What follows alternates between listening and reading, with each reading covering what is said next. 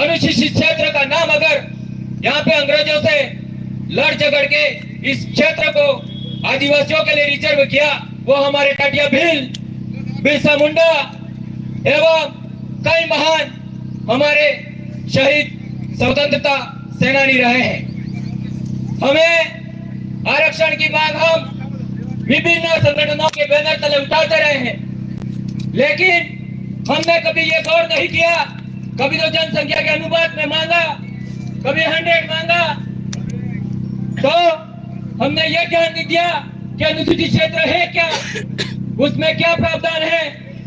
संविधान के अनुसूची 5वीं धारा 244 के अनुसार आरक्षण की व्यवस्था अनुसूचित क्षेत्र में क्या है, शेड्यूल एरिया में क्या है, सिविल एरिया में क्या है, यह हमने उसको गहनता से लिया नहीं, ध्यान नहीं दिया।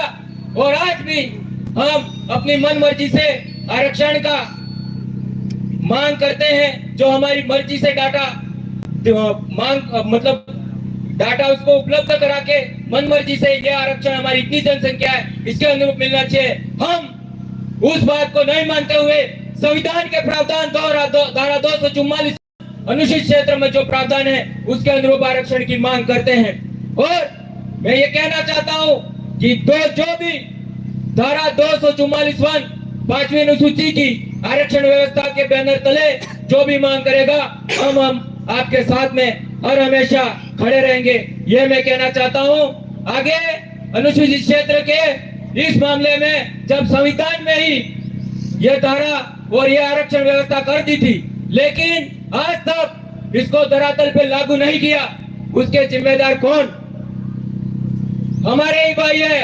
जब लोकतांत्रिक व्यवस्था हुई तब से और राजनीति में आरक्षण लागू हुआ तब से हमारे आदिवासी भाई विधायक बने, सांसद बने और कहीं न कहीं जनप्रतिनिधि और प्रशासन और शासन में भी रहे हैं। वो सभी जिम्मेदार हैं, क्योंकि उन्होंने कभी ये अमल नहीं किया कि आरक्षण व्यवस्था हमारे क्षेत्र में क्या है, आदिवासियों को क्या मिलनी चाहिए, एससी भाइयों को क्या मिलनी चाहिए, ओबीसी के लिए क्या प्रावधान है। आज तक उसका ना तो अध्ययन किया और न इसको लागू करवाने की मांग की, इसलिए हमको साथियों दर दर भटकना पड़ रहा है।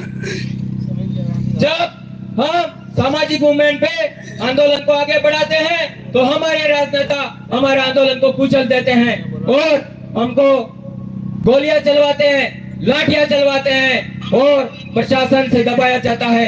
ये कौन करने वाले हैं? हमारे ही विधायक, हमारे ही सांसद, हमारी शासन व्यवस्था। हमने इस व्यवस्था को आज तक समझा नहीं है, उसको सोचा नहीं उसके बारे में कि जब हमारा विधायक हम चुनते हैं और वो हमारी बात नहीं मानता है तो हमें उसके लिए भी क्या करना चाहिए, क्या उपाय है, वो हमें सोचना पड़ेगा।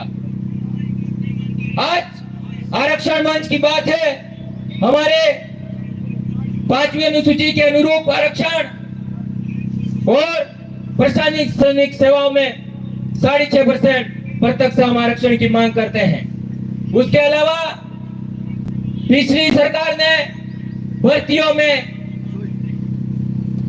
40% की बाध्यता अनिवार्य कर दी, उसको भी हम कम करना चाहते हैं, करवाना चाहते हैं और बाध्यता हम समाप्त करवाना चाहते हैं, क्योंकि यह अनुसूचित एरिया है, यहाँ का आदिवासी है, गरीब है, पिछड़ा है, जो 40% अंक की बाध्यता को पूरा नहीं कर पाता है।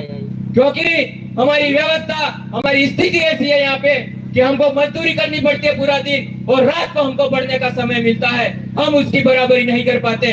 जो 12 महीना 24 घंटे कोचिंगों में रहते हैं और तैयार खाना, तैयार पढ़ाई सब सुविधा मिलती है, उनकी बराबरी हमारे एरिया के आदिवासी, हमारे एरिया के गरीब पिछड़े लोग नहीं कर पाते हैं। इसलिए अंकों की बाध्यता में भी हम उसको में छूट जाते हैं और उसको समाप्त करना चाहते हैं। साथियों, आज मैं एक और बात कहना चाहूंगा कि जब हमारे आरक्षण की बात जब भी उठती है तो हमें संविधान के अनुसार, प्रावधानों के अनुसार ही हमको मांग करनी चाहिए। हमको संगठनों में नहीं बंटना है, अलग अलग बैनरों में नहीं बंटना है। जब ये मांग हमको मनवाने के लिए एक मंच पे आना होगा, क्योंकि जब गुर्जरों का आरक्षण